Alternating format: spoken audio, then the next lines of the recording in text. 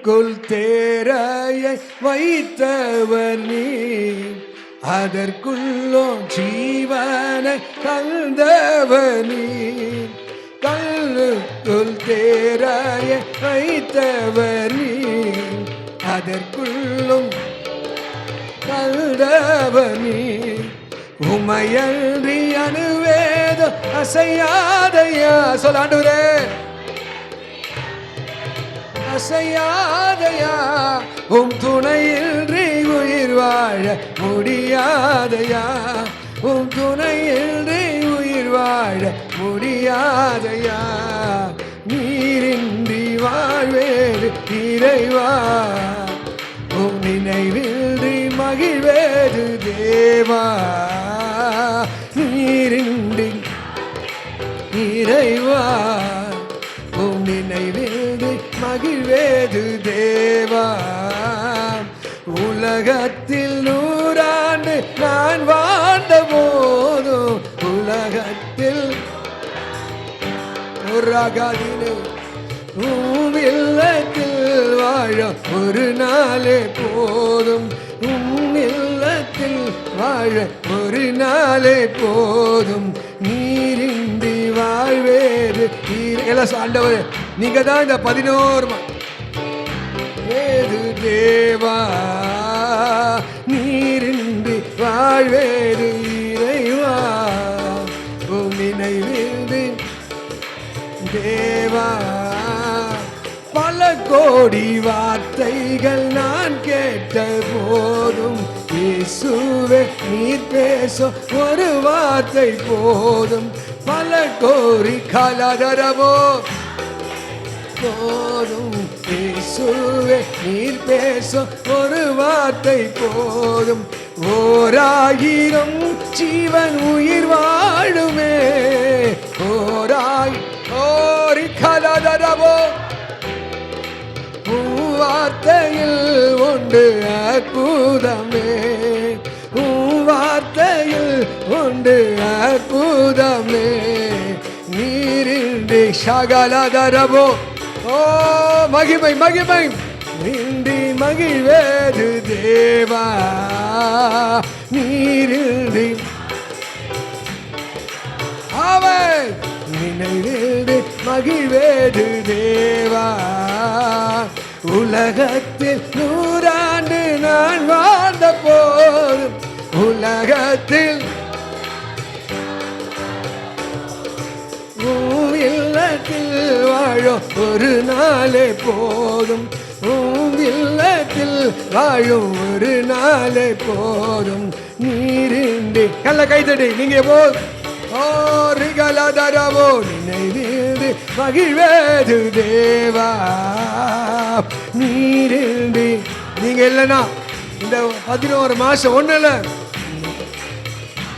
ஏது தேவா. பல கோடி வார்த்தைகள் நான் கேட்ட போதோ, இயேசுவே நீர் பேச ஒரு சொல்ல ஒரு வார்த்தை ஒரு அகாதாலிவனுக்கே. இயேசுவே நீர் பேச ஒரு வார்த்தை போ. 1000 ஜீவன் உயிர் வாழுமே. 1000 ஜீவன் உயிர் வாழுமே. வார்த்தையில் உண்டு அற்புதமே. ஒரு மகட அற்புதமே. நீரின்றி வா இறைவா, ஓ நினைவின்றி மகிழ்வேது தேவா. நீரின்றி வல்லமை இறைவன் எல்லாம் தடை உடையற்றும். ஆண்டவரே, வீடு கட்ட முடியல, தடை வாழ்க்கை கட்ட முடியல, தடை போராட்ட தடை உடையட்டும். நீங்க இல்லனா ஒண்ணும் இல்லை. தடைகளை நீக்கி போடுகிறவர் எங்கள் முன்பாக சொல்லுகிறீர். இந்த 12ஆம் மாதம் முதல் தேதியிலே நீர் இல்லாம எங்கள் வாழ்வு இல்லை என்பதை நாங்கள் உணர்கிறோம். அக்கினியை போடும், அபிஷேகத்தால் நிரப்பும், ஆவியின் வல்லமை எங்கள் நிரப்பற்றும். மகிழ்வேது தேவா. நீரின்றி சொல்ல ஆண்டவரே, மகிழ்வேது தேவா.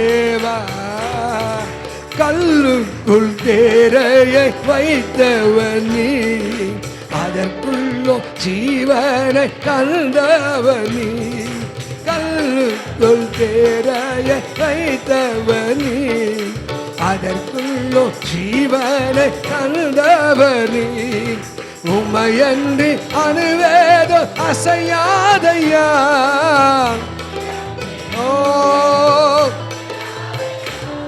உம் துணையின்றி உயிர் வாழ முடியாதையா. உம் துணையின்றி உயிர் வாழ முடியாதையா. நீர் கரசக்கே ஆவியான் இடங்கொடு. பரிசுத்த ஆவியான் இறங்கி உங்களை ஆறு மகிழ்வேது எல்லாவின் நிரம்பி நீரின்றி வாழ்வேது. ஆவியான் வருகிறார். நினைவின்றி மகிழ்வேது தேவா.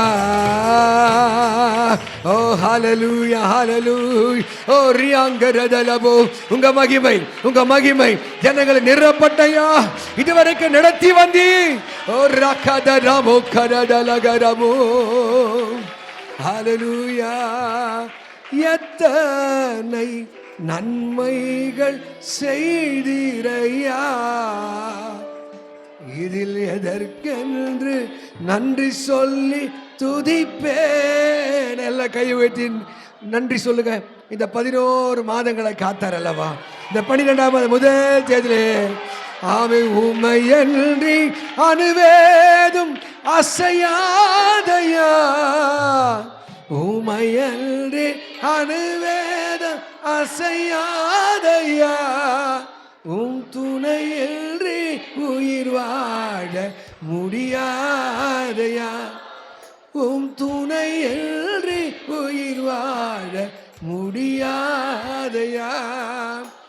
நீரின்றி வாழ்வேது இறைவா. உம் நினைவின்றி மகிழ்வேது தேவா. ஒவ்வொரு வாழ்க்கையிலும் கர்த்தர் அற்புதங்களை செய்து கொண்டிருக்கிறார். ஆமே. கடந்து வந்த பாதையில் திரும்பி பாருங்கள். வெள்ளம் போல சத்துரு வந்தான், உங்கள் ஜீவனுக்கு விரோதமாய் வந்தான், வாழ்க்கையை கசப்பாக எண்ணினது. ஆனால் கர்த்தர் கைவிடவில்லை. இவை பொழுது உன்னை கைவிட்டேன், உருக்கமான இறக்கை உன்னை சேர்த்து கொண்டே. கையை தட்டி ஹalleluya. ஓ ரபகலதினகர. நன்றி நன்றி. ஒவ்வொருவரையும் பலப்படுத்துக்க நன்றி. கிருபையா நிரப்பதுக்க நன்றி. வெட்கத்துக்கு பதிலாய் இரட்டத்தனையான பலன் வரும்.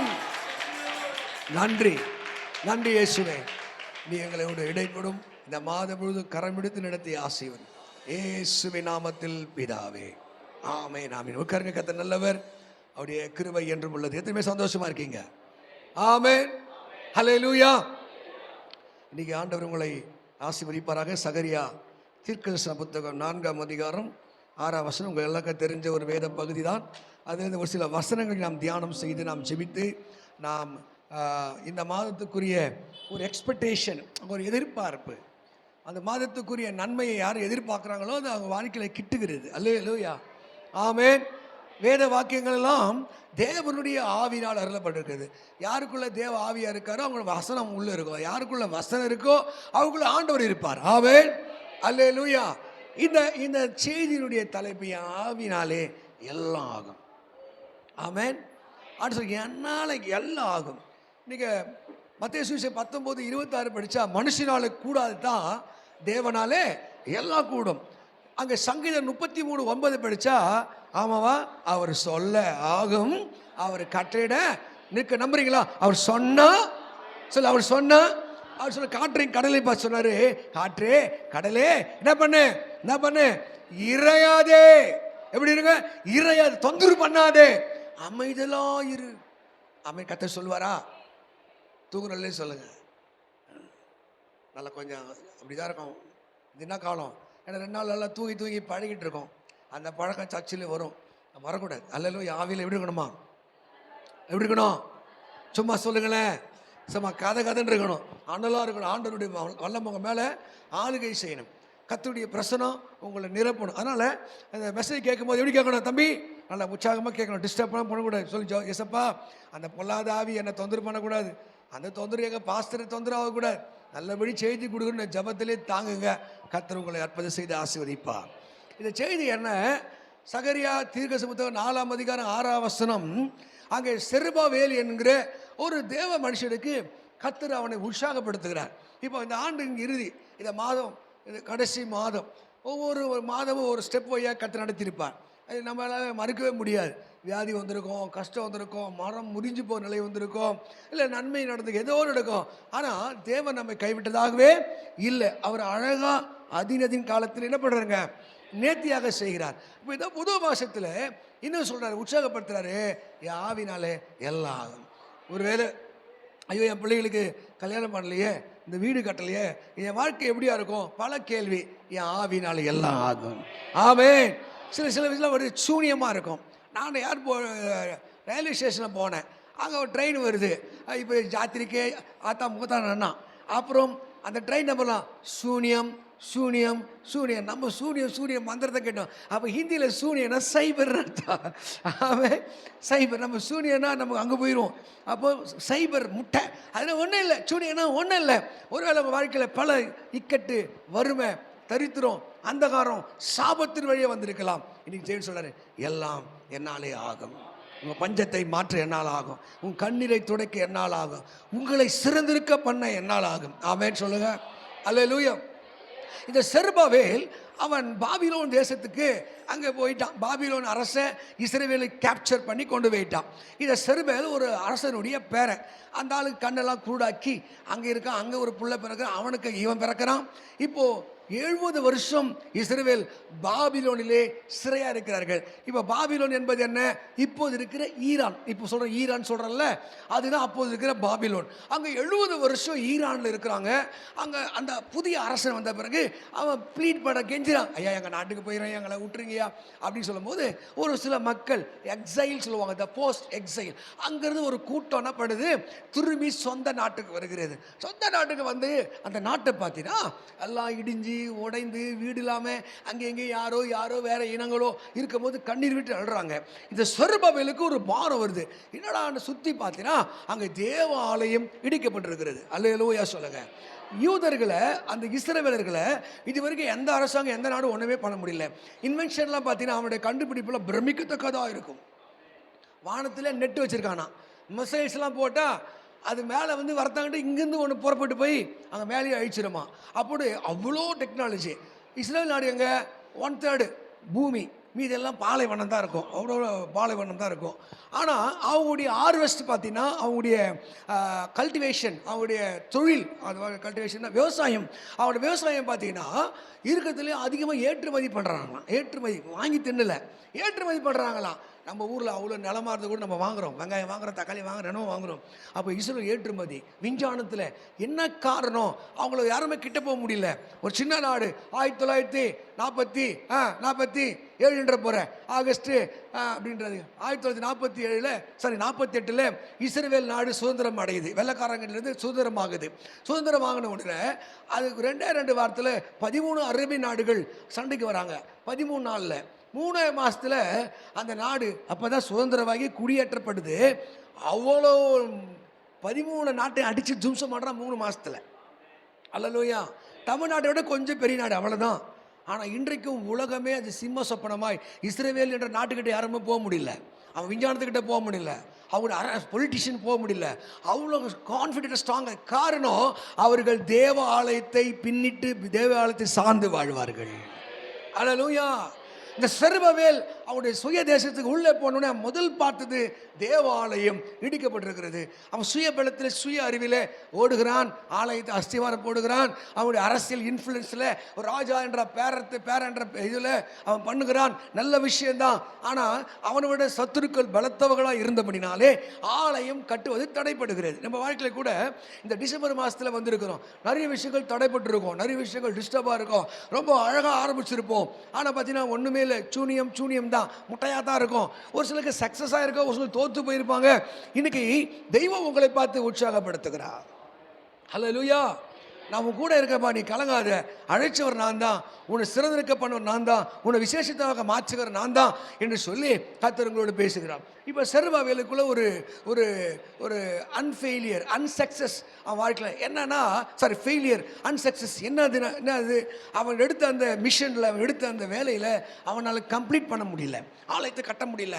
ஒரு வேளை அப்போ எப்பயுமே நம்ம ஒரு சக்ஸஸ் பண்ண நம்ம புகழ்வாங்க, ஆனால் நம்ம அன்சக்சஸாக இருந்தால் திட்டுறவங்களும் குறை பேச இருக்க தான் செய்வாங்க. இப்போ செருபாபேலை ஒரு வேளை ரொம்பவா வேகமாக வந்தான் பாருங்கள், ஒன்று மொழி சொல்லியிருப்பான். அவன் உடைந்து போனவனாய், சோர்ந்து போனவனாய் அவன் வாழ்க்கையை காணும்போது கர்த்தர் அவனோடு பேச சகரியா என்ற தீர்க்கதரிசி மூலம் பேசுகிறார். நீங்கள் கூட உங்கள் தொழிலோ, உங்கள் வியாபாரமோ, குடும்பமோ ஒரு வேளை அன்சக்ஸஸாக மாறி இருக்கலாம், விரத்தில் இருக்கலாம். கடவுளை எனக்கு ஏன் இந்த சோதனை நினைச்சிருக்கலாம். கர்த்தர் உங்களை பார்த்து சொல்லுகிறார், உன் பலத்தினாலும் அல்ல, உன்னுடைய பராக்கிரமத்தினாலும் அல்ல, என் ஆவினால ஆகும். You hand over to God. உங்களுடைய வாழ்வை நீங்கள் தேவன் கையில் கொடுக்கும்போது உங்கள் வாழ்க்கையை அவர் கட்டுவதற்கு ஒரு வல்லவராக இருக்கிறார். அல்லேலூயா, ஆமென் சொல்லுங்க பாப்போம். நம்முடைய சுயம் அங்கே சொல்லுது மைட்டி ஆர் பவர்னு போட்டுருக்கு. பலம், பராக்கிரமம். பலம் என்ன? பணபலம், ஆள் பலம், ஆசீர்வாத பலம், வேற என்ன பலம்? அறிவு பலம். இந்த பலம். ரெண்டாவது மைட்டி, இண்டிவிஜுவல் திறமை, தனிப்பட்ட ஞானம், தனிப்பட்ட இன்ஃப்ளூயன்ஸ்.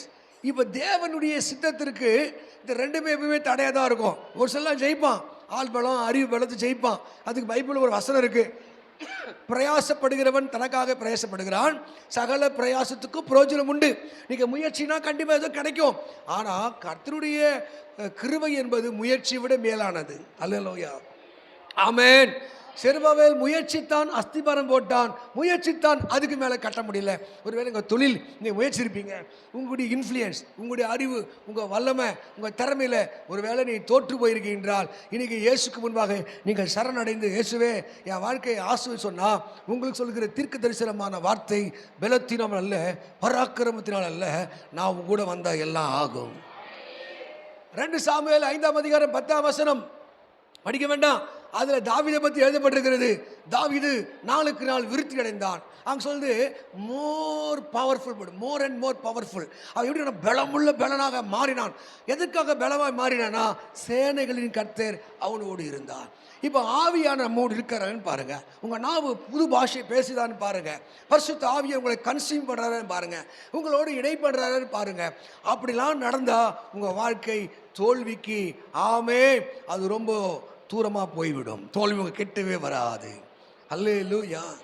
ஆவியானவரோடு ஒரு சம்பாஷணை, தெய்வத்தோடு ஒரு சம்பாஷணை, பரிசுத்த ஆவியானவரோடு இன்ட்ராக்ட் இல்லைன்னா கொஞ்சம் கஷ்டம்தான். ஏனென்றால் வசனம் சொல்லுது, 2 கொரிந்தியரில் 3:17 சொல்லுது, கர்த்தரே ஆவியானவர், கர்த்தருடைய ஆவி எங்கே உண்டோ அந்த ஆத்துமா, அந்த மனிதன் அவன் விடுதலை அடைகிறவனாய் மாறுகிறான்.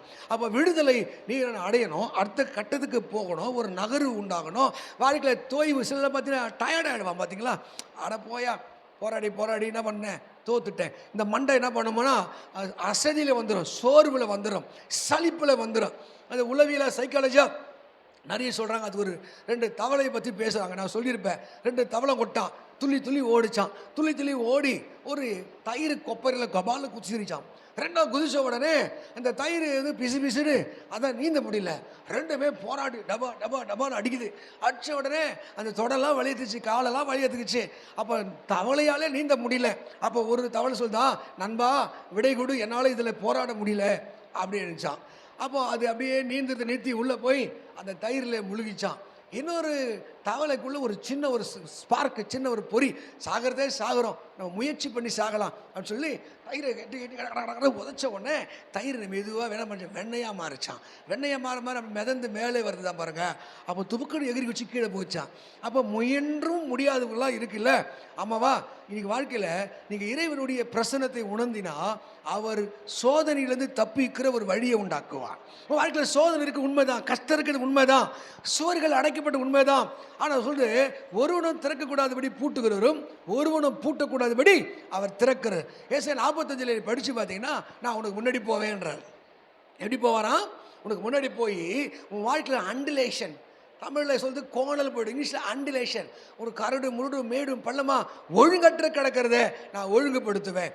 என்று சொல்கிற தேவன் அவர் முன்பாக போகிறார். அங்கே தான் பலத்தினாலும் அல்ல பராக்கிரமனாலும் அல்ல. உங்கள் வாழ்க்கை தோய்வு இல்லாமல் உங்கள் ஜேர்னி உங்கள் பயணம் சக்ஸஸாக மாறினா இரனுடைய வழிநடத்தல். தாவீது சங்கீதம் 143 சங்கீதம் 10ஆம் வசனத்தில் இப்படி சொல்கிறார், நீரே என் தேவன். நீரே என் தேவன். ஆமென். உடைய நல்ல ஆவி என்னை செவ்வையான வழியில் நடத்துவாராக. அந்த ஆவியானவர் நடத்துகிறவராக இருக்கிறார். எப்படி போகணும், எப்படி போகக்கூடாது, எதை செய்யணும், எதை செய்யக்கூடாது, அதைத்தான் செருபவேலுக்கு சொல்கிறார். Zerubbabel, just wait, calm man com.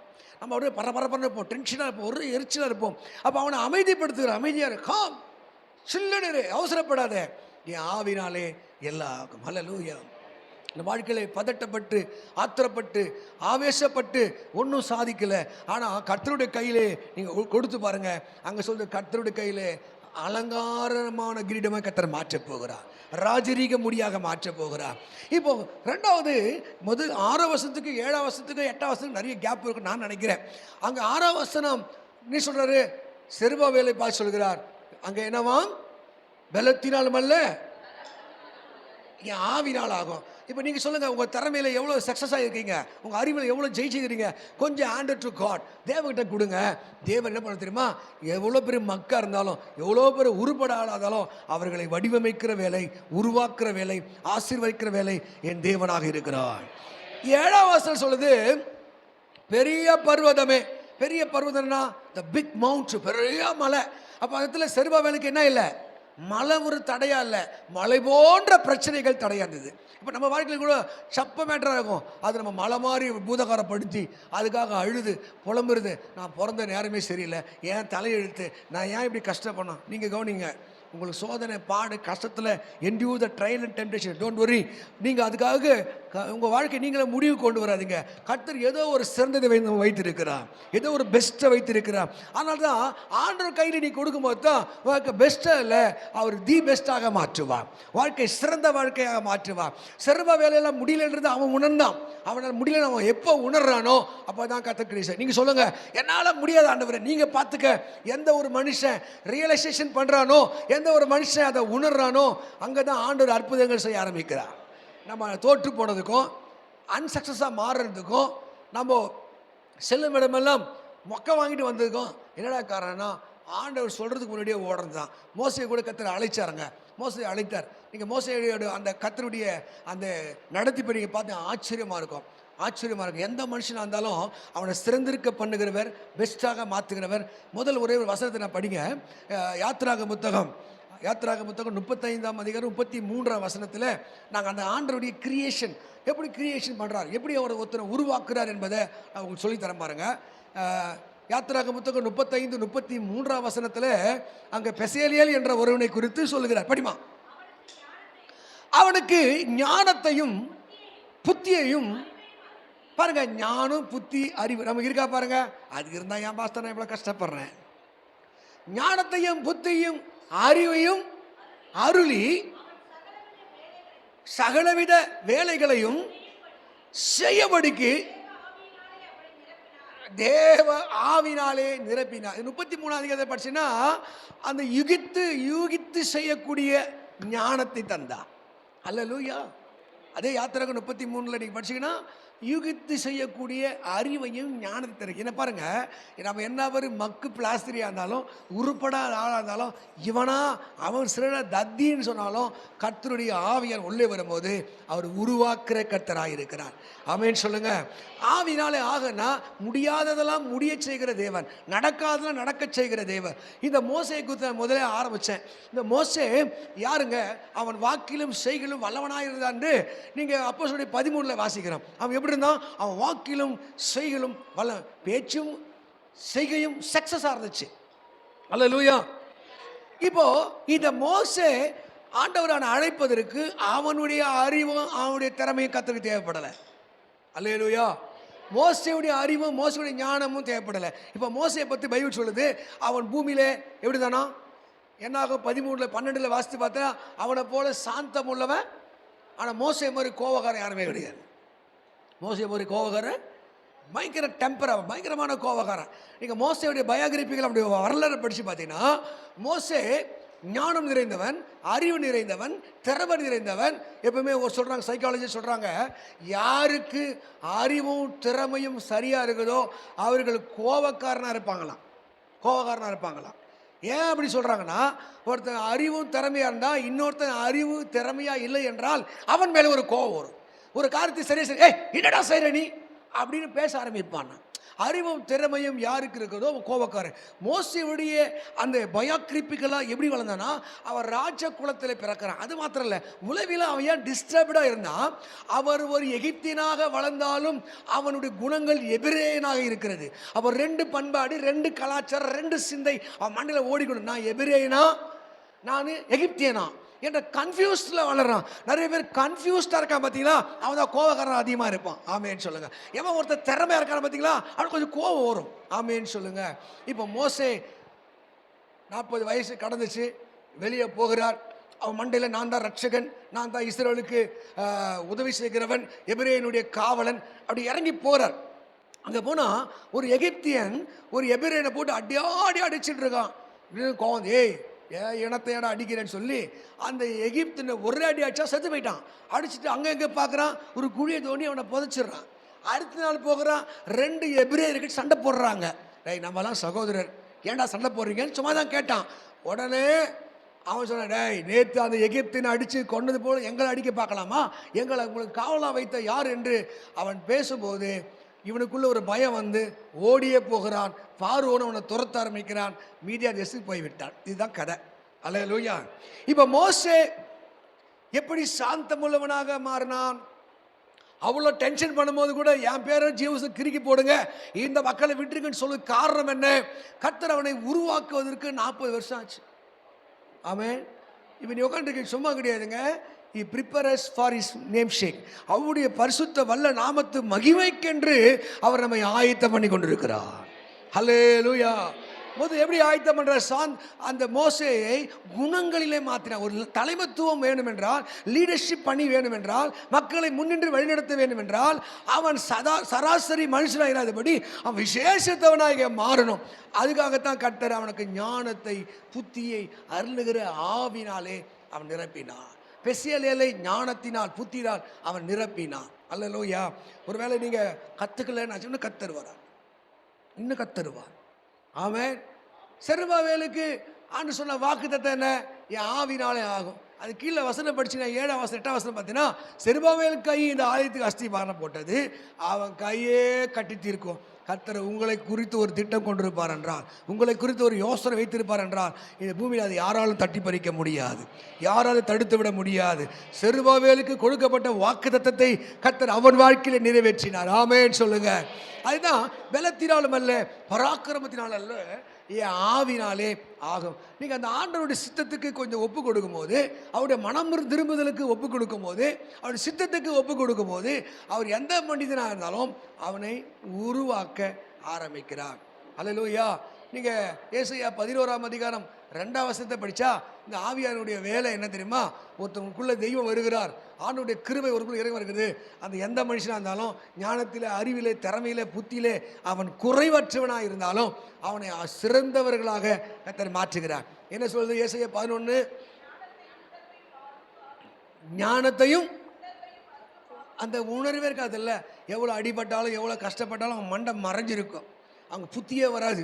ஆனால் அந்த ஆவியானவர் உள்ளே வரும்போது அவர் ஞானத்தையும் உணர்வையும் அருளும் ஆவியையும், ரெண்டாவது கவுன்சிலிங் ஸ்பிரிட், அவங்களுக்குள்ள ஒரு ஆலோசனை வரும். இதை இப்படி செய்ய, அப்படி செய்ய. சிலலாம் பார்த்தீங்கன்னா அப்படியே யோசிப்பான், அது போய் டம்மு அடிச்சுட்டு யோசிப்பான், ஒருத்தர் ஒரு மாதிரி யோசிப்பாங்கல்ல. இப்போ பரிசுத்த ஆவியான உள்ளே வரும்போது அவர் ஆலோசனை தருகிறாரா. ரெண்டாவது ஆலோசனை மாத்திரல, மூணாவது அவர் பலத்தை அருளுகிற ஆவியானவர், ஞானத்தை அருகிற ஆவியானவர், கர்த்தருக்கு பயப்படுகிற பயத்தை அருளுகிற ஆவியானவர். அல்லேலூயா. அதனால தான் நீங்கள் பரிசுத்தாவியை பற்றி ஆராதிக்கும் போது பார்க்கலாம். சில எல்லாம் அந்நிய பாஷையில் பேசி அழகாக கர்த்தரை ஆராதிப்பாங்க. ஆவியில் ஒரு ஆராதனை இருக்கும். சில அப்படியே கல் மாதிரி உட்காந்துட்டு வேடிக்கை பார்த்துட்டு சபையை டிஸ்டர்பாக உட்காந்துருப்பாங்க. எந்த ஆள் நல்ல யோகை பிடித்து கையை தட்டி கர்த்தரை ஆராதிக்கிறார்களோ அந்த மனுஷன் மேலே தேவ கரம் வந்து அமருகிறது. கர்த்தர் அவனை உருவாக்கி கொண்டிருக்கிறார். அவன் இதயம் மாற்றம் அடைகிறது. இதெல்லாம் மழை போல இருந்ததோ அது என்ன பண்ணுதான், சமபூமியாக மாறுதா, மழை இல்லாமல் போகிறது. ஆமேன்னு சொல்லுங்க. நீங்கள் கலங்க அது பயப்படாதீங்க. ஐயோ என் பிள்ளைங்க இன்னும் மனம் திரும்பலை, என் கணவர் இன்னும் மனம் திரும்பலை, என் புருஷன் என் மனைவி இன்னும் மனம் திரும்பலை, இவ்வளோ பிரச்சனை இருக்குது, இவ்வளோ மாற்றம் இருக்குது. நீங்கள் ஒன்று செய்யுங்க, ஆவியில் நிரம்பி ஜெபிக்க ஆரம்பிங்க. பரிசுத்த ஆவிக்கு இடம் கொடுக்க ஆரம்பிங்க. அவர் ஞானத்தையும் புத்தியும் தெளிவையும் அறிவையும் அருளுகிற ஆவியானவர். ஹல்லேலூயா. 2 கொரிந்தியர் 3:17 அப்படி ஆப்டா நீ மண்டையில் உட்காந்துருக்கணும். கர்த்தருடைய ஆவி எங்கே உண்டோ என்ன உண்டாங்க, நீ விடுதலை அடையணும், பாவத்தை விடுதலை அடையணும், கர்த்தரை உருவாக்கணும், சாபத்தில் விடுதலை அடையணும். ஆவியானவர் உனக்குள்ளே, அந்த தேவ பிரசன்னம் உனக்குள்ளே வருகிற போது அவர் என்ன பண்ணுவாரோ, அவர் சகல சத்தியத்துக்குள்ளாக உங்களை நடத்த ஆரம்பிக்கிறார். ஆமீன் சொல்லுங்க. அடுத்த ப்ராசஸுக்கு நம்ம கர்த்தர் கொண்டு போகிறார். நீங்கள் எசேக்கியேல் புத்தகம், எசேக்கியேல் திருச புத்தகம் 37ஆம் அதிகாரத்தில் நீங்கள் 1லேருந்து படித்து கொண்டே வந்தீங்கன்னா, இந்த எசேக்கியேல் திருச புத்தகத்தில் இஸ்ரவேல் மக்களுடைய ஆவிக்குரிய நிலைமை சொல்கிறார். இஸ்ரேல் மக்கள் எப்படி இருக்கிறாங்க, ட்ரை போனாக இருக்கிறாங்க, உலர்ந்து போன எலும்பு. இன்றைக்கி கலாத்தியர் 3ஆம் அதிகாரத்தில் பவுல் எழுதுகிறார், கலாத்திய சபை பார்த்து எழுதுகிறார், ஆவிலே ஆரம்பவனே நீங்கள் இப்போ மாம்சத்தில் முடிக்கிறீங்களே, ஆவிலே எப்படி ஆரம்பிச்சிங்க, எப்படி பரிசுத்தமாக இருந்தீங்க, எப்படி ஊழியம் பண்ணீங்க, எப்படி ஜெபம் பண்ணீங்க, எப்படி சபைக்கு சத்தியத்துக்கு சாட்சியாக இருந்தீங்க, இப்போ மங்கி போன நிலைமையில் இருக்கீங்களே, ஏங்க இப்படி ஆயிட்டீங்க. அதுக்கு கலாத்தியரில் பல விஷயங்கள் எழுதுகிறார். கலாத்தியர் 6:7 சொல்லுது, மாம்சத்துக்கென்று விதைக்கிற மாம்சத்துக்கென்று அழிவையும், ஆவிக்கென்று விதைக்கிற ஆவினாலே நித்திய ஜீவனை அறுப்பான். மனுஷன் எதை விதைக்கிறானோ அவன் அதையே அறுப்பான். அல்லேலூயா. அப்போ நீங்க ஆவிக்கென்று விதைக்கும் போது, ஆவிக்கென்று விதைக்கிறது என்ன, தேவனுடைய கட்டுப்பாடுல சபை வரணும், கர்த்தருடைய கட்டுப்பாடுல அந்த ஒரு மனுஷன் வரணும். ரோமர் 8ஆம் அதிகாரத்தில் 13ஆம் வசனம் சொல்லுது, நீங்க மாம்சத்தினை பிடித்தா சாவிங்க, மாம்சத்தின்படி வாழ்ந்த சாவிங்க, இந்த ஆவினாலே இந்த சரீரத்தின் செய்கையை அழித்தார். என்ன பண்ணுவீங்க, பிழைக்க ஆரம்பிப்பீங்க, வாழ ஆரம்பிப்பீங்க, அற்புதங்கள் நடக்க ஆரம்பிக்கும். ஆண்டவருடைய வரங்களும் வல்லமையை இன்னைக்கு இழந்து போனதுக்கு காரணம் என்ன, ஆதி கிறிஸ்தவர்கள், ஆதி சபை மக்கள், விசுவாசி, நான் கூட ரட்சிக்கப்பட்ட விசுவாசிகள், நான் பார்த்த கால விசுவாசிகள் எல்லாருக்குள்ளேயும் பேய் பிசாசை ஓட்டினாங்க, வியாதிகளை குணமாக்கினாங்க, ஆத்துமாக்களை ஆதாயம் பண்ணாங்க. அவங்க போய் இன்னொரு விசுவாசி சர்ச்சுக்கு அழைச்சிட்டு வந்தாங்க.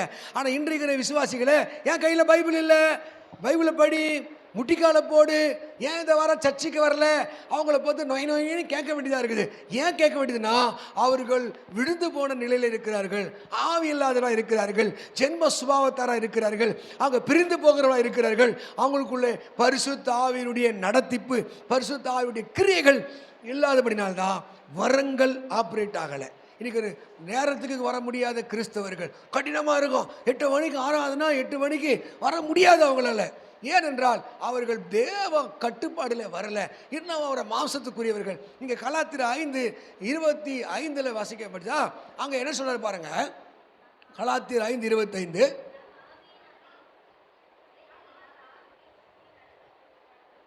நல்லா கேங்கீரமா,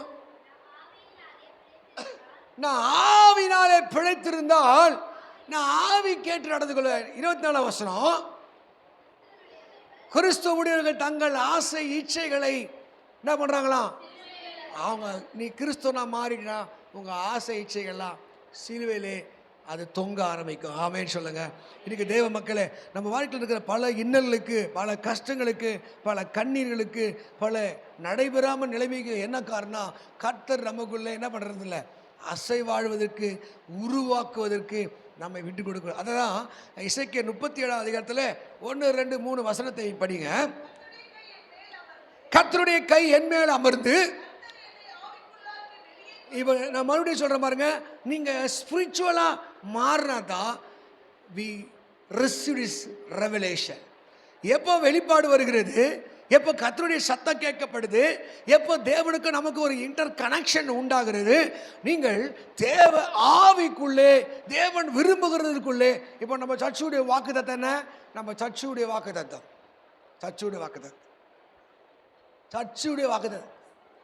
நல்ல வேலை இந்த ஆண்டுடைய வாக்குத்தத்தம் சொன்னால் நீ கண்டிப்பாக சொல்ல மாட்டேன். ஏன்னா டிசம்பர் மாதம் வந்துருச்சே. இந்த மாதம் அந்த ஆண்டுடைய வாக்குத்தத்தம், இந்த சர்ச்சுடைய வாக்குத்தத்தம் என்ன? இப்படி இருக்க ஒருவன் கிறிஸ்துக்குள் இருந்தால் அவன் எப்படி மாறான்?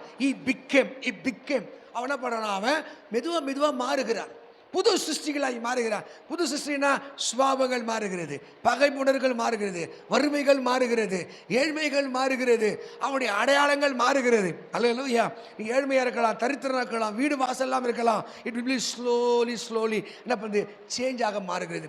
இப்படி இருக்க ஒருவன் அந்த ஆண்டருக்குள்ளே, அந்த கிறிஸ்துவ ஜீவியத்துக்குள்ளே, அந்த சத்தியத்திற்குள்ளே, அந்த உபதேசத்திற்குள்ளே, சபையுடைய கட்டுப்பாட்டு கீழே ஒருவன் இருந்தால் he will be changed. அவன் மாற்றமடைகிறவனாக மாறுகிறான். அதைத்தான் நம்ம பார்த்தோம். கிறிஸ்துக்குள்ளே நீ வருகிற போது, ஆவியானவருக்குள்ளே வருகிற போது அவர் உன்னை பரிபூர்ணத்தினாலே அவன் நிரப்ப ஆரம்பிக்கிறார். ஆமென். நீ பார்த்த மலையெல்லாம் என்ன பண்ணும்? அது சமபூமியா, கிரவுண்ட் ஃப்ளாட் லேண்டாக தரமட்டமாக மாறும். மலை தரமட்டமாக மாறும். இதெல்லாம் மலை, வறுமை, ஏழ்மை, தரித்திரம். இந்த 12ஆம் மாதம் கர்த்தர் உங்களை உயர்த்துவதற்கு அவர் போதுமானவராக இருக்கிறார். உங்கள் கண்ணீரை துடைக்க போதுமானவராக இருக்கிறார். நீ மலை போல பார்த்த துன்பத்தை மாற்ற போதுமானவராக இருக்கிறார். நீங்கள் ஒன்று செய்யணும். ஆண்டவரே, உங்களுடைய வல்லமையினால் நிரப்புங்க, உங்களுடைய அபிஷேகத்தால் நிரப்புங்க, உங்கள் கிருபை என்னை தாங்கிட்டணும். எப்போல்லாம் நீங்கள் ஆவிக்குள்ளாக மாறியோ. என் பையன் வந்து போன வாரம் சொன்னான். என்ன சொன்னான்? அப்பா நான் 40 நாள் உபவாசம் இருக்க போகிறேன்னா. என்னடா? இல்லை, நான் ஒரு வேலை இருப்பேன், காலேஜுக்கு போகிறேன், அதனால் ஒரு வேலை இருப்பேன். அவனை வந்து நீங்கள் உபவாசம் இருக்க நாங்கள் யாரும் சொல்லலை. எப்போல்லாம் நம்ம ஆவிக்குள்ளாக மாறுறோமோ, நான் வேதத்தை படிக்க போகிறேன், அவனை தான் வந்து நான் பைபிள் காலேஜ் படிக்க போகிறேன் படிக்கிறான். அவனை தான் இந்த பைபிள் ஸ்டடி திங்க் நடக்குது. பைபிள் ஸ்டடி, பைபிளை மட்டும் சொல்லி கொடுக்குறாங்க. ஒரு 15-20 பேர் நடக்கிறாங்க. அவனை தான் வந்தான், அவனை தான் நான் பைபிள் காலேஜ் படிக்க போகிறேன்னா, அவனை தான் பைபிள் ஸ்டடி படிக்க போகிறேன்னா. இப்போ பாருங்கள், நம்ம ஆவிக்குள்ளாக நம்ம எவ்வளோ மாத்திரமோ அப்போது மாம்ச இச்சைகளை, மாம்ச கிரியைகளை நாம் நிறைவேற்றாதிருப்போம். அல்லேலூயா. எப்போ யூ பிகம் ஸ்பிரிச்சுவாலிட்டி, நீ எப்போ ஆவிக்குரியமாக கண்ட்ரோலில் வர, ஆண்டருடைய கண்ட்ரோலில் வரனா, முதலாவது நீ தேவன்கிட்ட நெருங்கி வரணும். நீங்கள் மத்தேயு சுவிசேஷம் 12:30 பார்க்கும்போது, அவன் நம்மோடு சேராதவன், அங்கே நம்மோடு சேராதவன் யாராக? அவன் நமக்கு விரோதியாக இருக்கிறான். நீ இயேசுக்கிட்ட சேரலை, அவன் அபிஷேகத்துக்கிட்ட வரல, அவன் வல்லமை கீழே வரல, அவன் மகிமை கீழே வரலாம், நீ ஆண்டுடைய ராஜ்யத்தை விட இருப்ப, நீ விரோதியாக இருப்ப. என்னோடு சேராதவன் விரோதியாக இருக்கிறான். படிங்க. என்னோடு இராதவன் எனக்கு விரோதியாக இருக்கிறான். என் கூட ஜனங்களை சேர்க்காவன், தடுக்கிறவன், பிள்ளையை தடுக்கிறவன், பொண்டாட்டியை தடுக்கிறவன், தானே தடுக்கிறவன், அவன் ஆண்டு ராஜ்யத்துக்கு அவன் விரோதியாக இருக்கிறான். ஆமென் சொல்லுங்க. அப்போ பரிசுத்தருடைய அந்த ஆளுவை எப்போ நம்ம ஸ்பிரிச்சுவலாக மாறுவோம், எப்போ நம்ம ஆவிக்குறிகளாக மாறுவோம்னா, நம்ம ஒரு ஃபுட் ஸ்டெப் நம்ம தான் வைக்கணும், நம்ம தான் ஒரு முயற்சி வைக்கணும். அப்போ ஆண்டருக்குள்ளே வரும்போது தான், ஆவிக்குள்ளாக மாறும்போது தான் கர்த்தர் ரெவலேஷனை வெளிப்பாடு தர ஆரம்பிக்கிறார். ஏன் சபைக்கு இந்த வெளிப்பாடெல்லாம் கிடைக்கல? யாருன்னா ஒரு ஆசீர்வாதம் சொன்னா அவன் அப்படியே வைத்தரிசலாக பார்க்குறான். கர்த்தர் என்னோட பேசுகிறாருன்னா அவனுக்கு புரிய மாட்டேங்குது. ஏன் அந்த நிலைமை சபைக்கு பரிதாபமான நிலை? கர்த்தருடைய கட்டுப்பாடிலே நாம் இல்லாத பட்சத்தினால்தான். அப்போ ஆவியாருடைய முதல் ஃபங்க்ஷனே, நீங்கள் ஏசாயா தீர்க்கதரிசன புத்தகம் 4ஆம் அதிகாரம் 3ஆம் வசனத்தை படிக்கும்போது, ஏசாயா தீர்க்கதரிசன புத்தகம் 4ஆம் அதிகாரம் 3ஆம் வசனம், அவர் சபையை தனக்குரிய ஒரு சுத்திகரிப்புக்கு அவர் நடத்த விரும்புகிறார். ஆமென். எப்போ நீ ஆவிக்குள்ளாக மாறுறோம், நம்ம ஒரு சுத்திகரிக்கணும், அவரை தூய்மையாக்கணும். படிங்க ஏசாயா 4ஆம் அதிகாரம் 3ஆம் வசனம். நான் சீயோன் குமாரத்திகளின் அழுக்கு, நம்மளாம் யாருங்க? சீயோன் குமாரத்தி. நம்ம அழுக்கு கழுவாம அற்புதங்களை பார்க்க முடியாது, அற்புதங்களை பார்க்க முடியாது. சீயோன் குமாரத்திகளின் அழுக்கை நான் கழுவி நியாயத்தின் ஆவினாலும் சுட்டெரிப்பின் ஆவினாலும் எருசலேம் இரத்த பழிகள் எல்லாம் அது நடுவிலேறு நீக்கி விடுவேன். நீக்கி விடும்போது சீயோனிலே மீதியாயிருந்து, எருசலேமிலே, சீயோனா எல்லா மக்களும் சேர்த்து சீயோன், எருசலேம்னா சபைக்குள்ளே தரித்திருந்து ஜீவனுக்கென்று அவர்கள் பரிசுத்தவான் என்று சொல்லப்படுவார். இப்போ நீ பணக்காரன் என்று சொல்வதை விட, திறமைசாலி என்று சொல்வதை விட, அறிவாளி என்று சொல்வதை விட, நீங்கள் பரிசுத்தவான் என்று சொல்வதுதான் கர்த்தருக்கு சால சிறந்தது. அல்லேலூயா. அப்போ ஆவியானவர் ஒருத்தர் என்ன பண்ணுறாரு? என் பிள்ளை ரொம்ப நல்ல பிள்ளைங்க, உழைப்பாளிங்க, திறமைசாலிங்க, என் மனைவி இப்படி, என் புருஷன் இப்படி. அதை விட என் கணவர், என் மனைவி, என் பிள்ளைகள் பரிசுத்தவான்கள். இதை தான் கர்த்தர் முதலாவது செய்கிறார். நீ பரிசுத்தத்தை எந்த சோப்பு போட்டாலும் போகாது. பரிசுத்தம் இயேசு ரத்தத்தை கழுவினாதான் உன் பாவங்கள் போகும். ஆமென் சொல்லுங்க. நீங்க 1 கொரிந்தியர் 6ஆம் அதிகாரத்தில் 11ஆம் வசனம், இந்த ஆவியானுடைய முதல் வேலையே அவர் ஒருத்தனை அவருக்குரியவனாக ஆவிக்குள்ளாக மாற்றுவதற்கு முதல் ஆண்டு செய்கிற காரியம் ஆவினாலே கழுவுகிறார். 1 கொரிந்தியர் 6:11 படிங்க. ஒன்று எது படிக்கிற கை கட்டின்னு உட்காந்த எப்படி? உங்களிலே சிலர் இப்படிப்பட்டவர்களாக இருந்தீர்கள், ஆயினும் கர்த்தராகி இயேசுவின் நாமத்தினாலும் தமது தேவனுடைய ஆவினாலும் ஆவியாருடைய வேலையை கழுவுற வேலை தான், பரிசுத்தமாக்குறது தான், நீதிமான் ஆக்குறது தான். இதுதான் அவருடைய வேலை. அல்லேலூயா. எவ்வளோ பெரிய குடிகாரனும், எவ்வளோ பெரிய திருட, எவ்வளோ பெரிய பொய்யை எவ்வளோ இருந்தாலும் மாத்திர வேலை. நீங்கள் எபேசியர் நிருபம் நீங்கள் 27 படிங்க, 4ஆம் அதிகாரம் 27 படிங்களா, அவங்க ஒரு லிஸ்ட் அவுட்டே கொடுக்குறார். எபேசியர் நிருபம் 4ஆம் அதிகாரத்தில் 27 படிங்க. பிசாசு 26 படிமா. முதல்ல கோவக்காரனாக இருப்போம். எப்படி நம்ம இப்போ தாங்கிறீங்களா? கோவம், உப்பு சப்புக்கெல்லாம் கோவம், மூர்க்கமான கோபம், எரிச்சலான கோபம். இந்த கோபம் தேவ நீதி நடப்பாடுக்காது. சிலருக்கெல்லாம் கோபம் இருக்கும். எனக்கு கூட கோபம் இருக்கும். இந்த கோபத்தை நான் சரியாக பயன்படுத்த கற்றுக்கணும். எப்படி கோபம்? தேசத்து மேலே எனக்கு ஒரு கோபம் இருக்கணும்.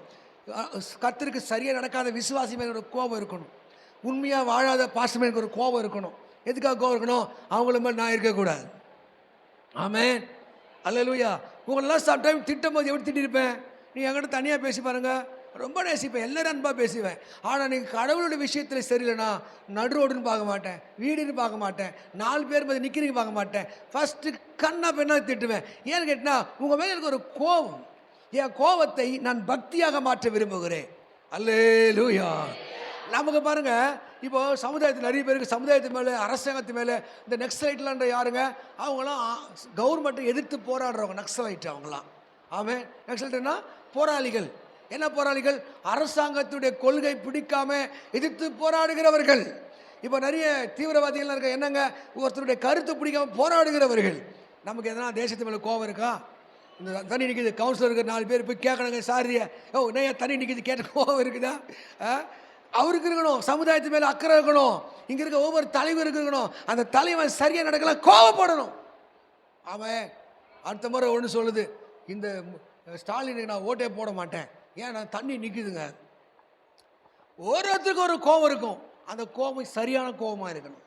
சரியாக கோபம். ஒருத்தர் பக்தியாக நடக்கலை, ஆனால் இந்த கோபம் எப்படி? உப்பு சப்பு இல்லாத கோபம் இருக்குது.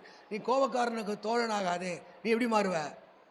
ஒரு எத்தனை அடிக்கிறாள், எத்தனை கட்டவத்தை பேசுகிறாள், எத்தனை திட்டாள், ஃப்ரெண்ட் ஆகி பாருங்க, உன்னை அறியாமல் நீ கோபக்காரனாக மாறுவேன்.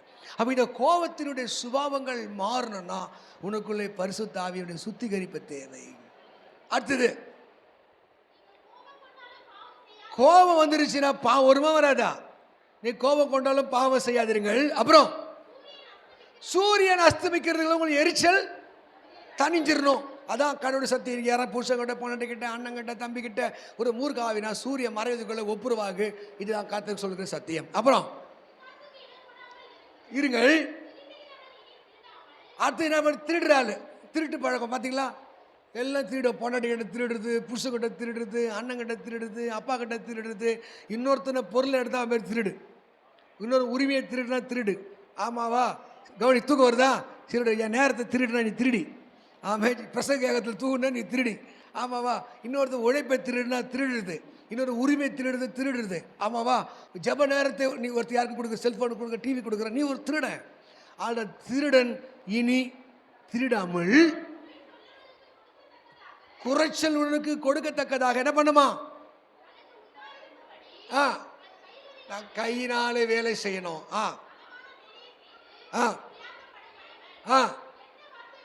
அடுத்தது கெட்ட வார்த்தை. கெட்ட வார்த்தை யார் வாயில் வராது. அது நாக்கு நீட்டி காட்டுங்க பார்க்கலாம். நல்ல வார்த்தை எதுக்குதான் நாக்கில்? வாயை திறந்த சாக்காடை தான். சாக்காடை இல்லை, சாக்காடை. அவன் நிறைய பேர் வாயில் அவ்வளோ கெட்ட வார்த்தை, அசியமான வார்த்தை, ஓடியமான வார்த்தை. ஒரு நதியிலேருந்து வெளிப்பட்டு சொல்லி, நதியிலேருந்து ஒரு மிருகம் எழும்பி வந்தான். அது நெற்றியிலே தூஷணன்னு போட்டிருந்துச்சான். தூஷணம். அப்போ யாருக்கு வாயில கெட்ட கெட்ட வார்த்தையா இருக்கோ அவங்க பிசாசின் கட்டுப்பாடுல இருக்கிறாங்க. அல்லேலூயா. அப்போ கெட்ட வார்த்தை நம்மளாம் எப்படி புகா இனிஷியல் இல்லாமல் வார்த்தை வருவே, எல்லாத்துக்கும் முன்னாடியே பின்னாடியே அவர் வருவார். அவன் இனிஷியல் இல்லாமல் வார்த்தை வராது. இப்போல்லாம் 31 வருஷம் வாயில் ஒரு கெட்ட வார்த்தை பார்க்க முடியல. எந்த காலேஜில் எந்த போய் நாக்கெல்லாம் அறுத்து நாக்கெல்லாம் ஷேவ் பண்ணி நாக்கை சூடு வச்சுலாம் இல்லை. ஆவியால் ஒரு நாவியில் உட்காரும்போது அந்நிய பாஷை வரும்போது பரிசுத்த கெட்ட வார்த்தை நாவை விட்டு போகிறது. அல்லேலூயா. நிறைய பேர் சொல்கிறேன், யோ நையா நீ ஊழியக்காரன் இப்படி கெட்ட வார்த்தை பேசினேன். அவர் சொல்கிறாரு, அதெல்லாம் ஸ்டாக்காக உள்ளதான் இருக்குது, அது திடீர்னு எப்போனா வரும் அப்படின்றாரு. ஆமாவா, பைபிள் சொல்றது கெட்ட வார்த்தை ஒன்று உங்கள் வாயிலிருந்து புறப்படலாகாது, பக்தி விருத்திக்கு ஏதுவான நல்ல வார்த்தை உண்டானால் கேட்கிறவர்களுக்கு புரோஜனம். இன்னைக்கு ட்ரை பண்ணி பாருங்க. கெட்ட வார்த்தைன்னா அசிங்கமாக பேசுகிற வார்த்தை இல்லை, பிறரை உடைந்து போகும்படி, அது மூஞ்சப்பறேன், ஐயா அது குண்டிச்சிய, வெள்ளி சப்பை கருப்பி, இது கூட ஒரு கெட்ட வார்த்தை தான். கெட்ட வார்த்தை தான். தண்டம், இது முண்டம், இது வேஸ்ட்டு, கெட்ட வார்த்தை தெரியுமா உங்களுக்கு? ஆமாம், சிலரை உழைந்து போகும்படி சோர்ந்து போகும்படி மன உளைச்சலுக்கு உள்ளாக்குற எல்லா வார்த்தையும் கெட்ட வார்த்தை. பிறர் அதைரியப்படுத்துகிற வார்த்தை கெட்ட வார்த்தை. உதாரணத்துக்கு இன்னைக்கு என்னாக 13 படிக்கும் போது ஆண்டவர் சொல்கிறார், நீங்கள் போய் 28 29 படிச்சின்னா பாலும் தேனும் ஓடுகிற தேசத்துக்கு போங்கன்றார்.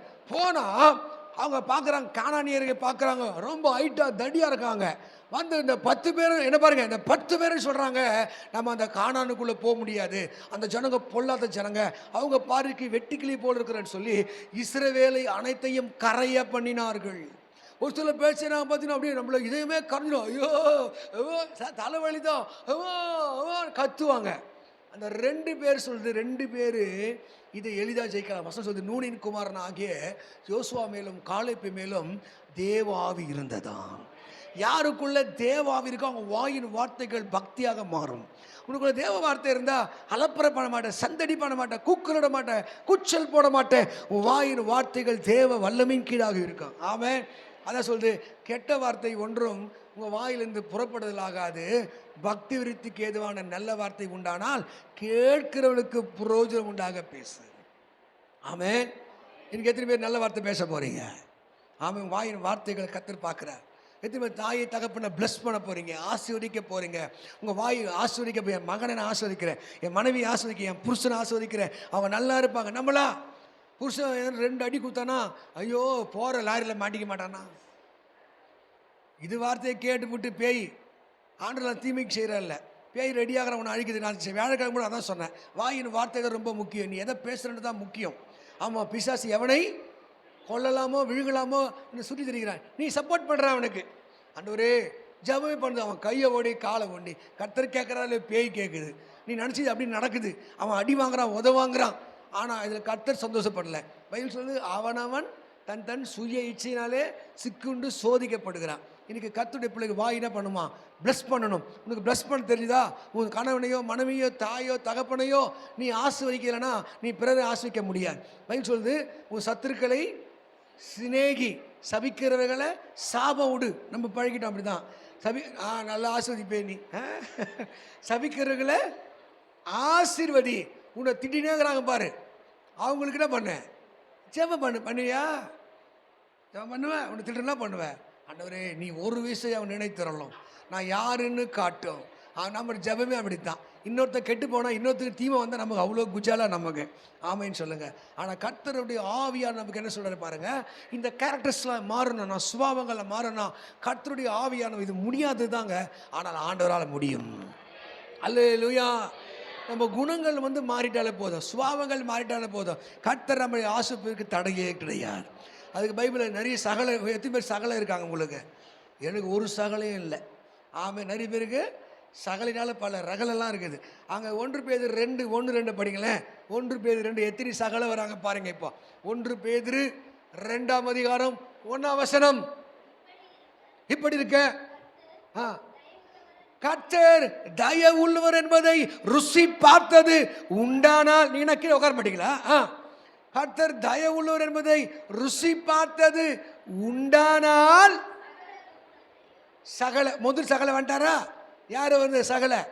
சகல துர்குணம். முதல் துர்குணம் குணமானது. அப்பா எல்லாத்துக்கும் சந்தேகம், எல்லாத்துக்கும் நம்பிக்கை இல்லாதனால, எல்லாத்துக்கும் ஒரு குறை.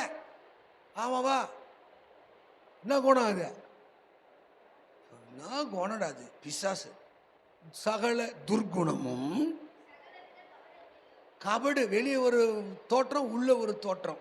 வெளியே பார்த்தா நல்ல மாதிரி ஒரு வேஷம், உள்ள திருட்டு கழுத. மூணாவது வஞ்சகங்களையும் பொறாமைகளையும், மறுபடியும் சகல வெரைட்டிஸ். குறை பேசுறதுலேயே விதவிதமான குறை. சகல வித என்ன பண்ணுமா? ஒழித்து விட்டு. நம்மளால் ஒழிக்க முடியுமா? அதுக்கு தான் கீழே ஒரு விட்டமின் வச்சிருக்காரு. விட்டமின் இது வந்தால் இது நடந்துடும். என்னது 2ஆம் வசனம்? நீங்கள் வளரும்படி புதிதாய் பிறந்த குழந்தைகளைப் போல திருவசனமாக. என்ன பால் அது? என்ன பால்? பால் பவுடரா? கலங்கமில்லாத ஆவியாருடைய பால், ஞானப்பால். அல்லேலூயா. இருக்கீங்களா? இந்த பைபிள் யாருக்கு இருக்குதோ அவங்களோட பரிசுத்தா இருக்காரு. பரிசுத்தா யாருக்கு இருக்காரு அவங்களுக்கு பைபிள் அங்கே இருக்கும். எனக்கெல்லாம் நிறைய வசனம் மனப்பாடமாக தெரியும். எனக்கே புரியாது, எனக்கே ஆச்சரியமாக இருக்கும். ஏன்னா 2 தீமோத்தேயு 3:17 சொல்லுது, வேத வாக்கியங்கள்லாம் தேவ ஆவினால் அருளப்பட்டிருக்கிறது. ஆவியானவர் உள்ளே இருந்தால் இந்த ஆவியானவர் வேதமாக இருப்பார், வார்த்தையாக இருப்பார். அல்லேலூயா. நான் சொன்ன பழைய கதை சொல்லி நான் முடிக்கிறேன். 95 நினைக்கிறேன். நான் பாரிஸ் மண்ணடியில் ஒரு கன்ஸ்ட்ரக்ஷன் ஒர்க் பண்ணிகிட்ருக்கேன். ஒர்க் பண்ணிவிட்டு அங்கேருந்து நான் 53 ஏறி வந்துட்டுருக்கேன். கரெக்டாக நம்ம வேலை பஞ்சவடி தாண்டியாச்சு. அதில் ஒரு பொண்ணை ஒருத்தன் இடிச்சிட்டே இருக்கான். கலாட்டம் பண்ணினே இருக்கான். எனக்கும் உள்ளகிற வீரா எழும்புறாரு. கேட்கணும், துடிக்குது எனக்கு, அப்படி பயங்கரமாக துடிக்குது. அப்போது ஏய் என்னடா அப்படின்னு கேட்கலான்னு நினைக்கிறேன். அந்த மாதிரி எண்ணம் தோணும் போது உள்ளேருந்து ஒரு சத்தம் கேட்குது. ஆண்டவர் பேசுகிறாரு, மரித்தோர் தங்கள் மரித்தோரை அடக்க பண்ணட்ட நீ என்னை பின்பற்றி வா. He control my emotional. அவர் என்னுடைய உணர்ச்சிகளை கட்டுப்படுத்துகிறார், என் கோபத்தை கட்டுப்படுத்துகிறார், என் சுயநீதியை கட்டுப்படுத்துகிறார். இப்போ ஆவியானது சொன்னாங்க, உள்ள நீ போய் சண்டை வாங்கி வாயை ஒச்சின்னு மூக்கை ஒச்சின்னு அசிக்கப்பட்டு வரவே மாட்டேன், உன் குணங்களை கட்டுப்பாடில் வைப்பா. ஆமென் சொல்லுங்க. சரி ஆண்டவரே தோத்துறன்னு 2 தோத்துறம் 3 தோத்துறம் பண்ணி முடிக்கல. ஏன் பக்கத்தில் இன்னொருத்தன் அவன் சட்டை பிடிச்சி, ஏய் நானே பார்த்தீங்கன்னா சும்மா அந்த பொண்ணு கரெக்டாக பண்ணிக்கிறேன்னு அவன் பிடிச்சான் பாரு. அவனுக்கு மேலே ரவுடி பார்த்து, ஏய் நேர் இவன் கொடுத்தான் அவன் கொடுத்தா 2 பேரும் அடிச்சுட்டு பாரு. கரெக்டாக கும்பலாக அடிச்சு விசில் அடிச்சான். இறங்க. அப்போதான் புரிஞ்சுது, அவர் உருவாக்குறவன், அவர் குணமாக்குறவன், அவர் கற்றுத்தருகிறவன், அவர் போதிக்கிறவன். இப்போ ஆவியான உள்ள இருக்காரா பாருங்க. புத்தியாக வருதா, ஞானமாக வருதா? ஆண்டவர் கிரீசர் உங்களுக்கெல்லாம் ஒரு விசேஷத்தவனாக கத்தை வைத்திருக்காரு. எது பேர் நம்புறீங்க? உங்களை உருவாக்கி வச்சு நம்புறீங்களா? ஆவியை உருவாக்கி வைத்திருக்கிறார். இந்த மண்ணை களிமண்ணை பிசைஞ்சு உருவாக்கி அழகான பாத்திரமாக வைத்திருக்கிறார். ஆமென். அதனால் நீங்கள் என்ன பண்ணுதுங்க, எதுக்கும் வரப்படுதுங்க. பெரிய பர்வதம் ஒரு நாள் உங்கள் காலு கீழே இருக்கும், சமபூமியாய் மாறும். இந்த மாதத்துக்குடைய வாக்கு தத்தம். கேரக்டர் வைஸ் நீங்கள் மன்னிக்கிறவர்களாக மாறுவீங்க, தயவுள்ளவர்களாக மாறுவீங்க, இரக்கமுள்ளவர்களாக மாறுவீங்க. இந்த கசப்பெல்லாம் தூக்கி போடு. யாரா கோவம் சண்டை கெட்ட வார்த்தை பேசிட்டு கோவமாக பேசிட்டு வைரக்கம் ஒன்றுமே கிடையாது. அதுக்கு யாக்கோபு 3ஆம் அதிகாரத்தில் நீங்கள் 13 படித்து பார்த்தீங்கன்னா ஒரு லிஸ்ட்டு கொடுக்குறார். 13 அங்கே 15, 14 ஒரு லிஸ்ட்டு கொடுக்குறாரு. என்ன மாதிரி ஆவி உனக்குள்ளே இருக்குது? நீங்கள் யாக்கோபு நிறுவனம் 3ஆம் அதிகாரம் 13 படி.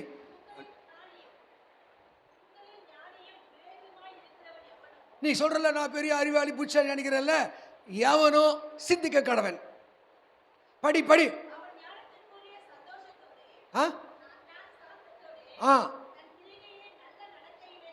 காண்பிக்கணும். நீ ஆவிக்குரியவன் சொல்றல, நல்லா நடக்க. எப்படி நடந்துக்கிற? ஆமாவா? ஒன்று கேட்சி ஏங்க இது பர்த்டேக்கு வரலன்னா அவன் சொல்கிறான், எப்படி பேர் போடல, நானும் வரல. என்னது பேர் போர்டு வரல? என் பொண்ணுக்கிட்ட கொடுத்துட்டு போனாங்க நோட்டீஸை. அது நோட்டீஸ் யார்கிட்ட கொடுக்கலையா? அவங்க கையில் கொடுக்கலையா? நீ ஏன்டா வரலன்னா, ஏங்க நான் என் வீட்டில் ஃபங்க்ஷன் போது வாழைப்பழம், சாத்துக்கோடி, குளுக்கோஸ், ஸ்வீட்லாம் வச்சுவேன். அவன் ஒரு வாழைப்பழத்தை காணும், ஒன்றே காணும், ஒரே ஒரு ஸ்வீட் வச்சு நோட்டீஸ் வச்சுட்டு போகிறான். நான் அவ்வளோ வக்கில் அது வேண்டான். நோட்டீஸை குத்தானே ஏன்னா புரிதா பாருங்க உங்களுக்கு நான் சொல்கிறது. நீ ஆவிக்குரியவனாக இருந்தால் இந்த சில்லற புத்திலாம் இருக்கவே கூடாது. நீங்கள் ஒரு நாள் அவன் பதட்டம், அவங்ககிட்ட காசு கூட இல்லாமல் இருக்கலாம், அவன் சூழ்நிலை என்னவோ, ஆமாவா, உனக்கு அந்த மாதிரி எண்ணங்கள் தோணும். இல்லைனா நீ வைராக்கியம் பாராட்டின்னு உட்காந்துருப்ப. என்ன சொல்லுது பாருங்க, மறுபடியுமா, உங்களில் ஞானியும் விவேகம் உள்ளவன் எவனோ நல்ல நடைகளை காட்டணும். அதை பகை விரகம் கலகம் பண்ணுறது, கோல் போட்டி விடுறது, போறாமையில் எரிச்சல் அடிச்சு விடுறது, வத்தி கொளிச்சு என்னது கொளுத்தி விடுறது, கொளுத்தி போட்டுருது, இந்த மாதிரி வேலை செய்வே கூடாது. அப்புறம்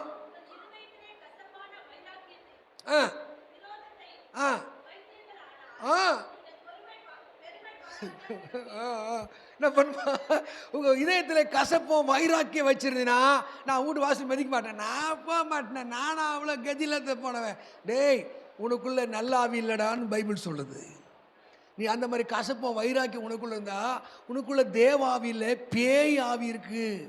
அது பேய்த்தனத்துக்கு அடுத்த சுபாவம்னு சொல்லுது. நான் சொல்றேன்னா யார் சொல்லுங்க? கர்த்தருடைய ஆவியார் சொல்லுங்க. படிச்சுனே வா. இருங்கள், இந்த ஞானம் இந்த அறிவு இது ஏசப்பா கிட்ட இருந்து வரல. ஏசப்பா கிட்ட வருகிற பரத்தில் வருகிற ஞானமே இராமல், இது உனக்கு பிடிக்கல, அவங்கள அதான் அப்படி பண்ற. லௌகீக சம்பந்தமானதும் உங்கள் அப்பா அம்மாக்குள்ள அந்த குணம் அப்படியே உனக்கு இது மாறலை. ஏசப்பா பிள்ளைய நீ மாறல. அந்த பெருமை, இந்த கசப்பு, இந்த கலகம் பண்ணுறது, கோல் முட்டுறது, இந்த புத்தி உங்கள் அப்பா அம்மாக்குள்ள இருந்துச்சா இல்லையான்னு தெரில. ஆனால் உனக்குள்ள ஸ்டாண்டர்டாக இருக்குது. அதுக்கப்புறம் இது பேய்த்தனத்துக்கு அடுத்ததுன்னா, பேய்த்தனம் எப்படி பண்ணுமோ அந்த மாதிரி தான் நீ பண்ணிட்டு இருக்கிற. அடுத்த வருஷம் சொல்லுது, பரத்திலேருந்து வருகிற ஏசப்பா கிட்டேருந்து வருகிற ஒரு ஆவி உனக்குள்ள இருக்கும் என்றால் அது சுத்தம். நீ எப்படி இருப்ப? சுத்தம் உள்ளதான், நல்லவனா இருப்ப. எப்படி இருப்ப? எல்லாருக்கிட்டையும் முடிய பிடிச்சி பெறன்னு கிடப்ப. ஒரு ரேஷன் கடைக்கு போகக்கூடாது, ஒரு கடைக்கு போகக்கூடாது.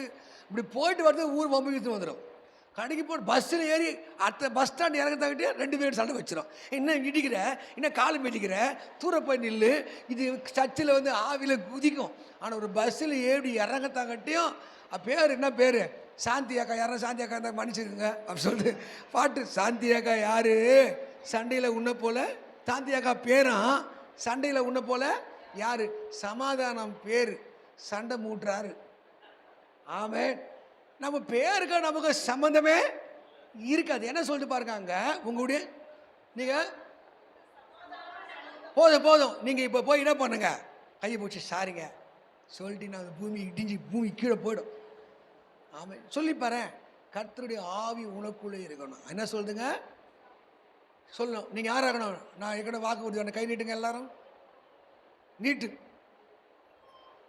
என்னாலே எந்த சூழ்நிலும் யாரோடும் சண்டை வராதபடி சமாதானத்தை உண்டாக்கும்படி இந்த திருச்சபையில் வாக்கு கொடுக்கிறேன். வாக்கை நான் நிறைவேற்றுவேன். நான் தீனா பாதியில் கேன்சல் பண்ணிட்டேன். தீனா பாதியில் கேன்சல் பண்ணிட்டான். ஆமே, அதுதான் சங்கீதம் 122:7 சொல்லுது, உன் அலங்கத்துக்குள்ள சுகமும் உன் அரண்மனைக்குள்ள. நம்ம முறைச்சி ஒன்றும் சாதிக்க முடியாது. சொல்லுங்க, முறைச்சி ஒன்றுமே சாதிக்க முடியாது. ஆனால் சிரிச்சா சாதிக்கலாம். சிரிச்சா சாதிக்கலாம். சில மூஞ்சிகளாக சொல்ல, நீ பிரசனத்தை சொல்லுங்க, நீ தப்பாக நினச்சி கேட்டீங்க. சில 100% சூனியக்காரி மாதிரியே இருக்கும். நல்லா தான் இருக்கும். அந்த ரூத்தா அப்படி போயிடும் அந்த மூஞ்சி. அதுக்கு தான் நெக்ஸ்ட் ஸ்டெப் சொல்கிறார் ஆண்டவர். நெக்ஸ்ட் ஸ்டெப்பு சாந்தம். சாந்தம் என்ன? யாருடைய கஷ்டமோ கண்ணீரோ என்னை துன்பப்படுத்தாது. மூஞ்சிலே காட்டும். மூஞ்சிலேயே, அந்த தோற்றத்திலேயே, நடையிலேயே, ஒவ்வொரு கண்ணு உதடு எல்லாம் பல ஆங்கிள் இப்படி இப்படி நம்ம பார்த்துருக்கீங்களா? நம்ம சாந்தம் யாருக்கும் கெடுக்க மாறக்கூடாதுங்க. நான் சமாதானத்தை மாத்திரம் இல்லை, எனக்குள்ளேயே நான் சாந்தத்தை போலவனா. ஆமாவா?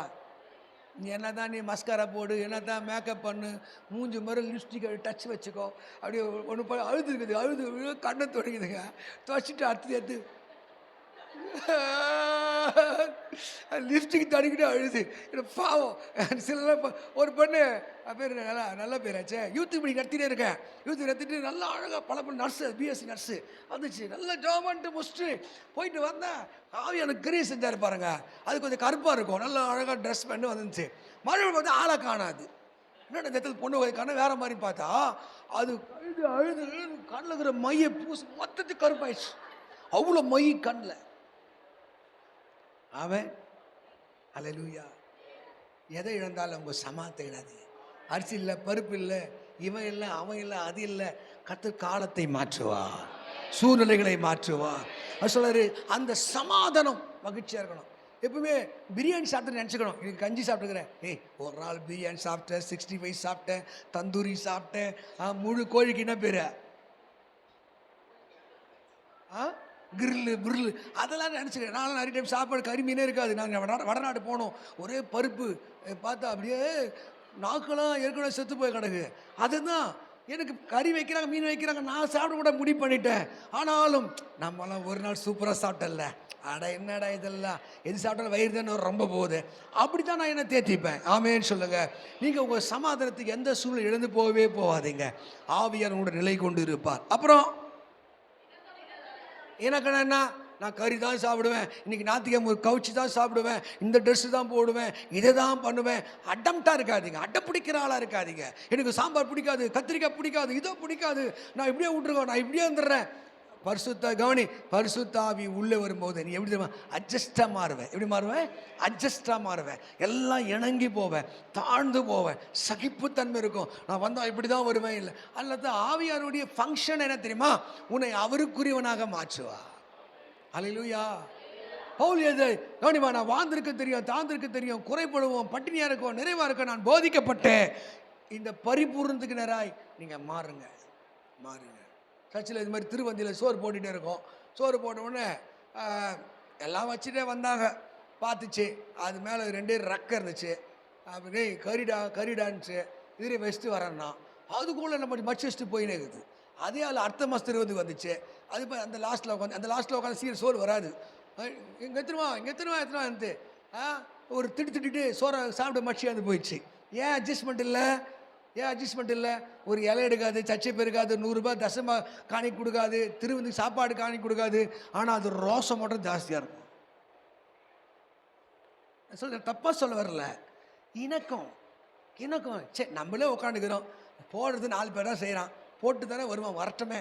இந்த அட்ஜஸ்ட்மெண்ட் யார் இருக்கிறதோ, யார் மற்றவனை ஃபீல் ஆகுதோ, யார் மற்றவனை புரிகிறாங்களோ, அவனுக்குள்ளே தேவ ஆவியானவர் அசைவாடி கொண்டு இருக்கிறான். ஆமேன்னு சொல்லுங்க. அல்லேலூயா. நீங்கள் தாய்கிட்ட, தகப்பன்கிட்ட, அண்ணங்கிட்ட, தம்பிக்கிட்ட இப்படி அட்டம்ப்டாக இருக்க, ஒன்று எதுக்கும் கோச்சிக்கிற, எல்லாத்துக்கும் சர்ச்சில் நல்லா ஜெபம் பண்ணுற, வீட்டில் போனால் பிசாசு சுபாவம், செத்துடுறேன், நான் செத்தா தான் நல்லா இருப்பேன், அப்போ தான் உங்கள் அம்மா நல்லா குழுகுன்னு இருக்கும், அவங்க ஒப்பனுக்கு தான் இருக்கு, நான் செத்துட்டேன், எழுதி வச்சுட்டு சாவுறேன். நீங்கள் இல்லை, நான் சொல்கிறேன், காட்டு பக்கத்தில் இருக்கிற ஆள் சொல்கிறேன். நீங்கள் அவ்வளோ நல்லவங்க. நீங்கள் என்ன இருக்குது உனக்குள்ள, என்ன ஆவி இருக்குது? எனக்கும் அட்ஜஸ்ட்மெண்ட் இருக்கா? கஞ்சி இருந்தாலும் பரவாயில்ல, பிரியாணி இருந்தாலும் பரவாயில்ல, எதுவுமே இல்லைல்ல பரவாயில்ல. இதைத்தான் கர்த்தர் சபைக்கிட்ட எதிர்பார்க்குறார், அப்படி ஜனத்துக்கிட்ட எதிர்பார்க்குறார். ஆவியார் வந்தால் நம்ம அப்படியே உருவாக்குவார், அப்படியே சப்புன்னு ஆக்கிடுவார். இப்படி ஒரு அடம் இருக்கும், கோபம் இருக்கும், பெருமை இருக்கும், எல்லாத்தையும் உடைக்க ஆரம்பிப்பார். நீங்கள் உடைச்சி பாருங்கள், அப்போ ஒன்றுமே இல்லை. வெங்காயத்தை உரிச்சா ஒன்றும் இல்லை, அவர் வெங்காயம்ன்றாங்களே, வெங்காயம் உரிச்சா ஒன்றுமே இருக்கக்கூடாது. நீங்கள் எடுக்கணும், எம்டியாக இருக்கணும், உங்களுக்குன்னு ஒன்றுமே இருக்கக்கூடாது. ஆமேன்னு சொல்லுங்கள். அப்புறம் என்ன இருக்கணும்? ஏம்மா, அம்மா கஷ்டப்படுறாங்களே, இது கொஞ்சம் மழை பெய்து எனக்கு குளிரும், என்னது கொஞ்சம் கூட பெருக்கணும், என்னால் முடியாது. என்ன இல்லை, அவங்களுக்கு குளிரும், அவங்களால முடியாது. பெத்தல்ல செய். ஆமாவா? ஊரில் ஒரு பர்சன் பிற்பகல்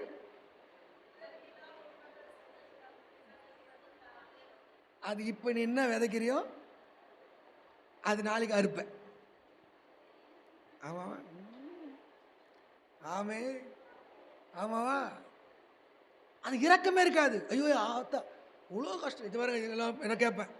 பாவம், அது அப்பாவி, பாவம், கோபால் பாவம், தண்டத்துக்கு பெற்று போட்டுக்கணும். சோறாக்கி தரணும், குழம்பு காசணும், ஊட பெருக்கணும், துணியை துவைக்கணும், நேரத்துக்கு வாய் ஊட்டணும்.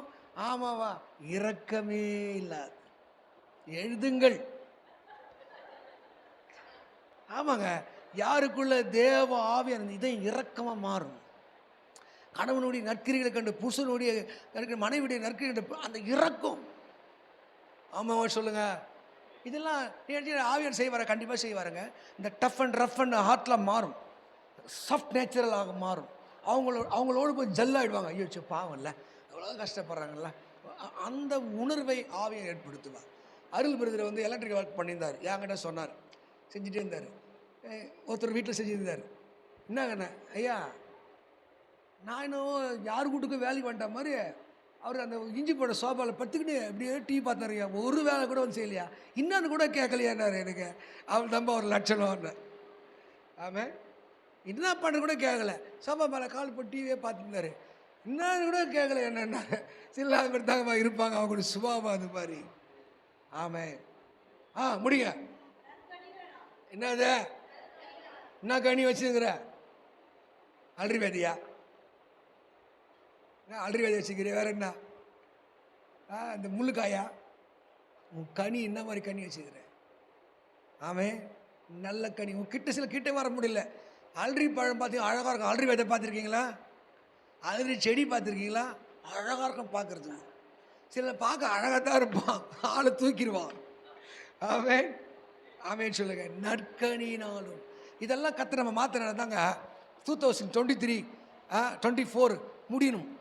இதெல்லாம் மாறணும். அவன் யாரெல்லாம் நம்மளை பார்த்து ஐயோ நல்லவனுங்களாம் சாவுது, நம்மளை அவன் பார்த்து சொல்லணும் நல்லா இருப்பான்னு சொல்லணும். இதை தான் பரிசுத்த ஆவி செய்ய விரும்புகிறான். ஆமேன்னு சொல்லுங்க. நம்ம திறமையாக மாத்திரா, அறிவாக மாத்திரா, அபிஷேகம் மாத்திரா, எல்லா நற்கிரியில் தந்து மழையெல்லாம் நம்ம காலு கீழே அவன் நிற்கணும். இதுதான் கர்த்தர் விரும்புகிறது. எதுவுமே நம்புறீங்க கர்த்தர் என்னை ஆசீர்வாதமாக மாற்றணும். நீங்கள் 1-4-9 படித்தா உன்னை விசேஷித்தவனாக மாற்றினது யார்? இங்கே இருக்கிற எல்லாரையும் ஒரு விசேஷித்தவனாக கர்த்தர் மாற்றுறதுக்கு தான் அவருடைய சித்தமாக இருக்குது. கண்ணை மூடுமா? எல்லாம் கண்ணை மூடுமா? இன்னைக்கு சொல்லு, ஆண்டவரே என் ஆவினாலே ஆகும்னு சொன்னீங்களே, என் பலனோ என் அறிவோ என் திறமையோ என் புத்தியோ ஒன்றும் இல்லை. எத்தனையோ முறை தோற்று போயிட்டுருக்கேன். இன்றைக்கி நான் ஒப்பு கொடுக்குறேன் ஆண்டவரே, நீங்கள் எனக்கு உதவி செய்யுங்கப்பா, நீங்கள் என்னை நடத்துங்க ஆண்டவரே. நான் உன் பிள்ளையாக இருக்கிறேன், என்னால் வீடு கட்ட முடியல, என்னால் ஒரு தொழில் செய்ய முடியல, என்னால் இந்த காரியத்தை செய்ய முடியல, நான் ஸ்ட்ரகிளாகவே இருக்கிறேன். இன்றைக்கி உன் சித்தத்துக்கு ஒப்பு கொடுக்குறேன். அங்கே சொல்லுகிறது, அவன் ஆவிக்குள்ளாக மாறி இந்த எலும்புகள்